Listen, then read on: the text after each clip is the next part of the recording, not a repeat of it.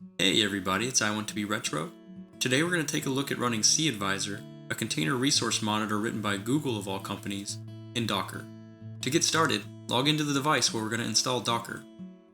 We use apt-install to install a few prerequisite packages required to get Docker installed. Then we'll add the Docker GPG key and apt repository, followed by another apt-install to install Docker, Docker Compose, and Containerd. With the Docker packages installed, we'll make sure the Docker service is started and enabled, add the current user to the Docker group, then re-authenticate the current user for the group change to take effect. We're now ready to start creating containers. Using the docker run command, we'll create the cAdvisor container.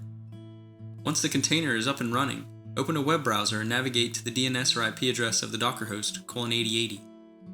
In the cAdvisor web UI, select Docker Containers. Then select the container you'd like to monitor under subcontainers. To demonstrate a more resource-intensive container, I'll create a MariaDB database container.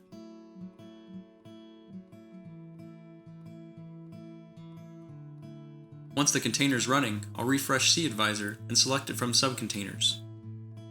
Now I can monitor my container's resource usage in real time.